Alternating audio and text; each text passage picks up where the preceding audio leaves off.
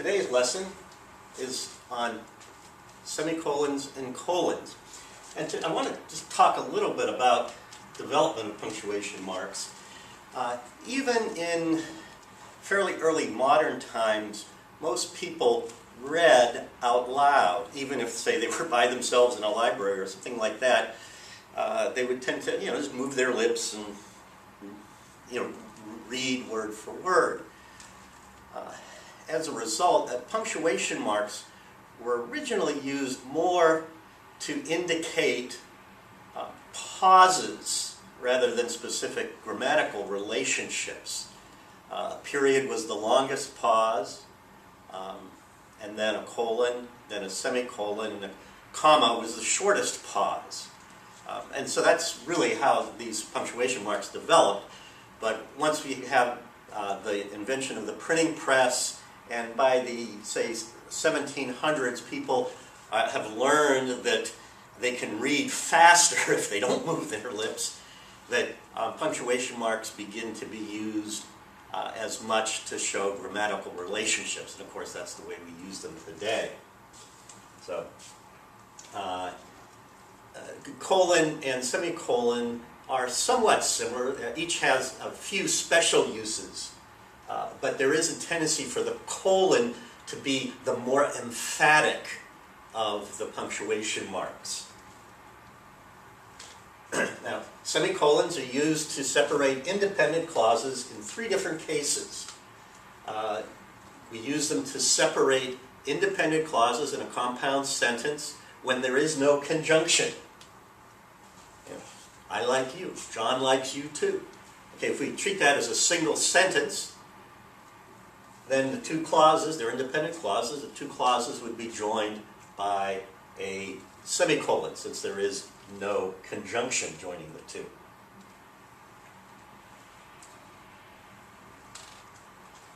When the clauses are separated by a conjunction adverb or other parenthetical expression that would otherwise have independent clauses, those also are joined by the semicolon, and in addition, the conjunctive adverb or other expression is set off by a comma or commas. So, I am crucified with Christ, semicolon, nevertheless, comma, I live. Okay, nevertheless is a conjunctive adverb here, joining the two clauses. And also, even in this one, too, we would use a semicolon here. Hector was a Trojan, semicolon. Achilles, on the other hand, was an Achaean. And notice, on the other hand, it's one of those parenthetical expressions that's set off by commas.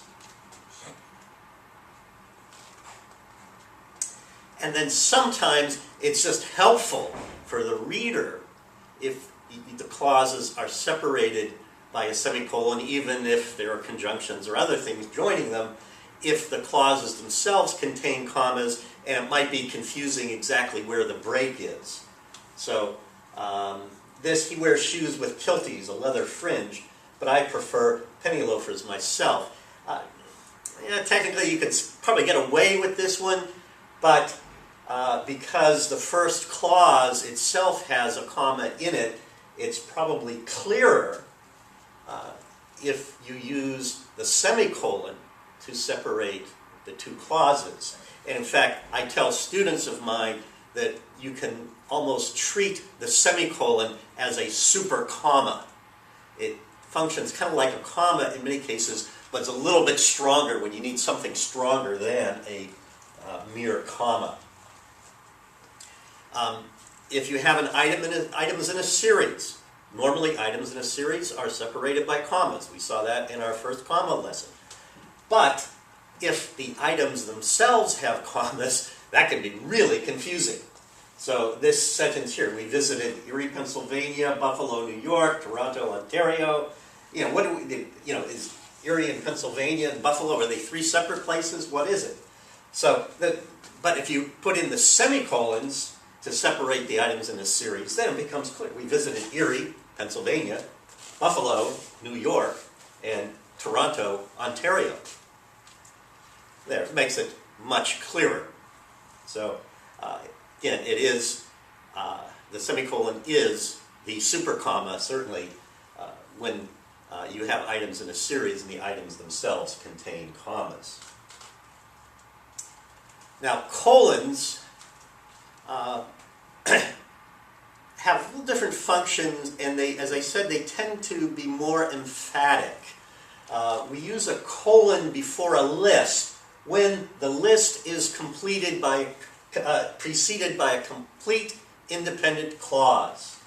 So, John has all the ingredients. Notice that is an independent clause, stands by itself as a complete sentence. But then the list follows it. Minced clams, milk, potatoes, and onions. Okay? So the list is preceded by the colon.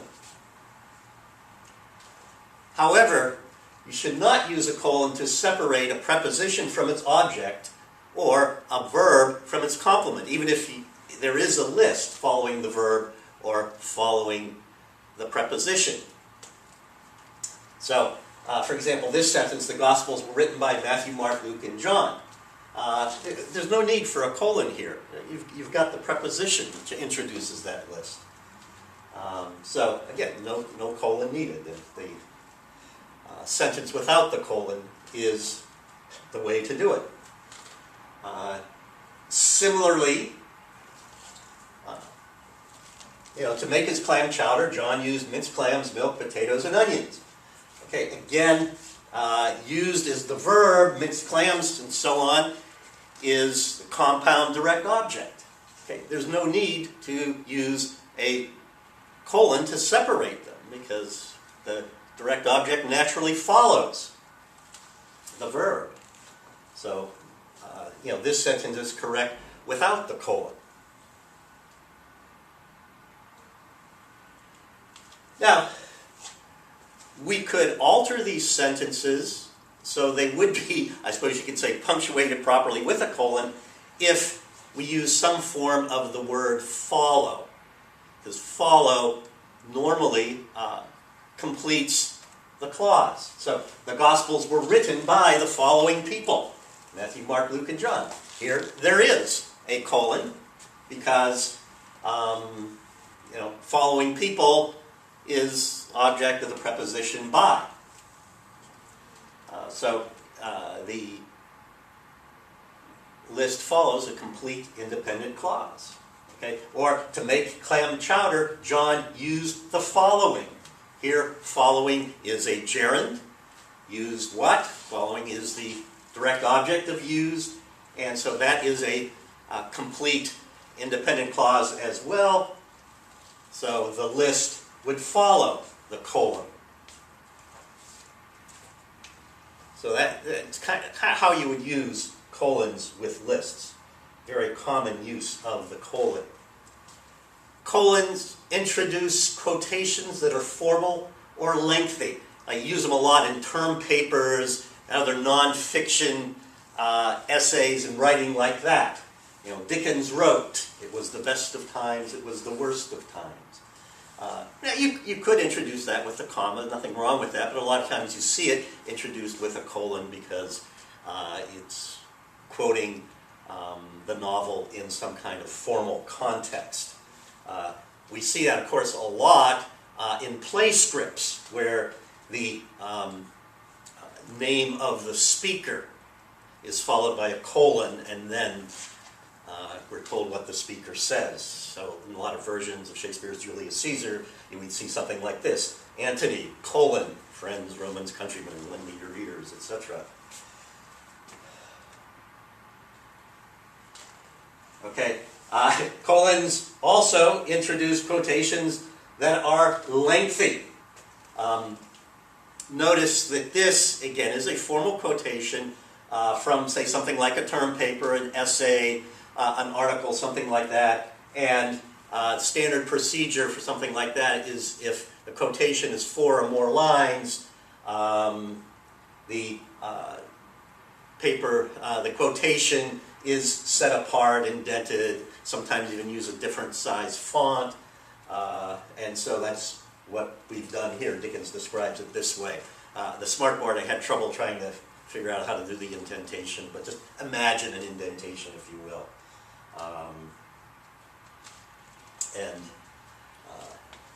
But again, this long quotation would be introduced by the colon. Okay. Colons also introduce quotations that do not begin with a he said, she said clause. Sometimes the he said, she said clause is implied. Alexandra took the microphone. Your Honor, I object. Okay. We understand Alexandra is the one speaking, but the verb is take, and took the microphone doesn't, it's not a synonym for say or speak, so it would be introduced by a colon. And in all cases, the colon precedes the quotation marks. Okay, whether it's when the quotation follows the clause, whatever kind of clause it is, the colon always precedes the opening quotation marks. Colons may be used to separate independent clauses that are not separated by conjunction or any other connecting word or phrase. In other words, you can use them the same way you use a semicolon to separate independent clauses, but the colons will add emphasis. And we see that especially if the second clause is, I say, a logical conclusion of the first clause. Usually it's saying a cause and effect. Or there's some kind of parallel construction. Sometimes see that in poetry. In this case, the second clause, according to most authorities, begins with a capital letter. Some authorities don't observe that, so whichever way you choose, be consistent. So, Jesus explained the parable, colon. He said that the seed represented the word of God. Notice how you've got two independent clauses, but the second clause is kind of the logical outcome of the first clause. You're looking for an explanation, and the second clause provides that explanation.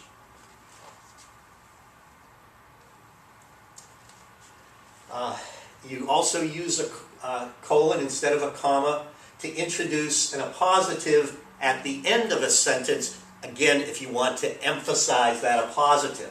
And remember, appositives may be words, phrases, or clauses. And if it's an independent clause, you follow the pattern where the independent clause begins with a capital letter. So, he was watching his favorite type of television show, colon, a baseball game. A comma would be okay, but a colon adds a little more emphasis, perhaps a little more formality to it.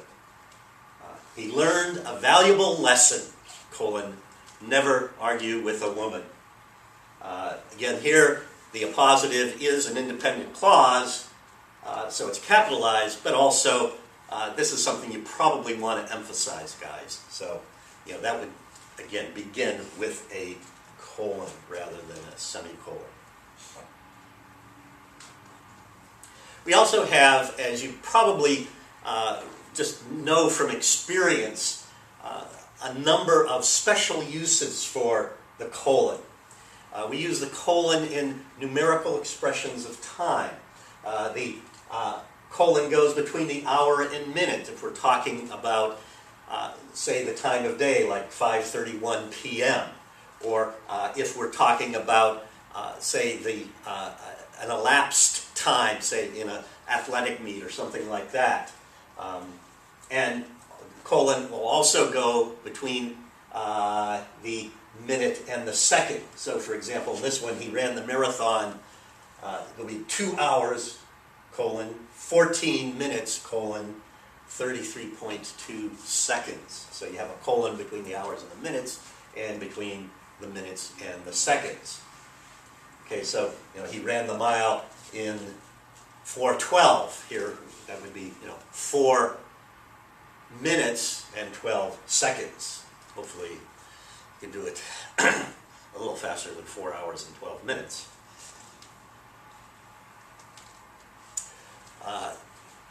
You may remember this from writing papers and stuff like that.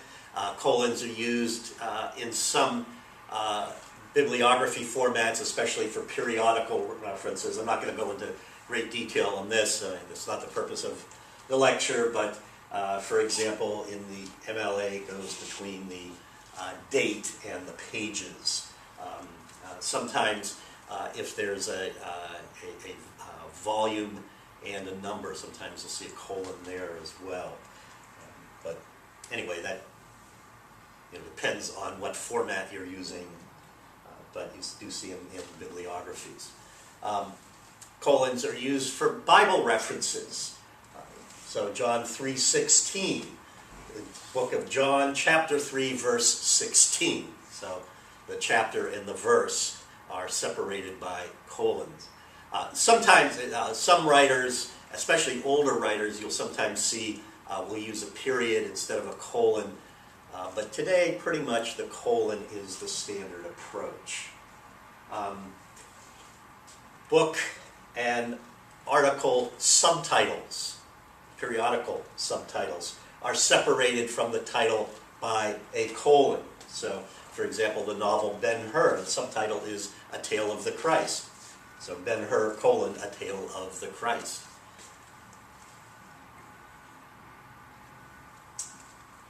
Salutations in business letters are followed by a colon. Dear Sir, colon. Dear Ms. Hathaway, colon. I tell my students that if you get a letter from your girlfriend or boyfriend and the salutation ends with a colon instead of a comma, that's not a good sign. They're being a little more formal and a little less personal. Probably a Dear John letter. Okay, colons follow labels that identify important ideas meant to get attention. You see this on warning labels, for example. Warning, colon, to be opened by authorized personnel only. Notice, colon, do not use before October 15th. And most of the time these will begin with words such as warning or notice or note or NB, attention, danger, things like that. You may have noticed that this is actually the rule that we've been using in these displays here for the lessons when we give examples, or the correct, incorrect example, and so on. So right here, correct, colon, and followed by the sentence that we're trying to use to illustrate. So these are really pretty simple, but the rules that do explain colons and semicolons. And if you have questions, feel free to ask in class. If you're not in my class, you can always go to the contact page at englishplus.com, and someone will be happy to answer any question you may have. Thank you very much. Have a good day.